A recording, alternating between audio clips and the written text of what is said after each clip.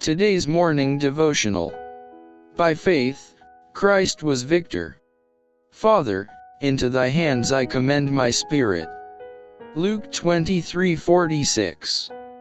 The spotless Son of God hung upon the cross, his flesh lacerated with stripes, those hands so often reached out in blessing, nailed to the wooden bars, those feet so tireless on ministries of love, spiked to the tree, that royal head pierced by the crown of thorns, those quivering lips shaped to the cry of woe. And all that he endured, the blood drops that flowed from his head, his hands, his feet, the agony that racked his frame, and the unutterable anguish that filled his soul at the hiding of his Father's face, speaks to each child of humanity, declaring, "It is for thee that the Son of God consents to bear this burden of guilt. For thee he spoils the domain of death, and opens the gates of paradise. He who stilled the angry waves and walked the foam-capped billows, who made devils tremble and disease flee, who opened blind eyes and called forth the dead to life, offers himself upon the cross as a sacrifice, and this from love to thee. He, the Sinbearer, endures the wrath of divine justice, and for thy sake becomes sin itself." In silence the beholders watched for the end of the fearful scene. The sun shone forth, but the cross was still enveloped in darkness.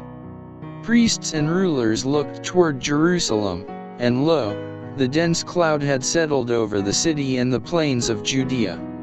The Sun of Righteousness, the light of the world, was withdrawing his beams from the once favored city of Jerusalem. The fierce lightnings of God's wrath were directed against the fated city. Suddenly the gloom lifted from the cross, and in clear, trumpet-like tones, that seemed to resound throughout creation, Jesus cried, "It is finished. Father, into thy hands I commend my spirit." A light encircled the cross, and the face of the Savior shone with a glory like the sun. He then bowed his head upon his breast, and died. Amid the awful darkness, apparently forsaken of God, Christ had drained the last dregs in the cup of human woe. In those dreadful hours he had relied upon the evidence of his Father's acceptance heretofore given him. He was acquainted with the character of his Father, he understood his justice, his mercy, and his great love. By faith he rested in him whom it had ever been his joy to obey.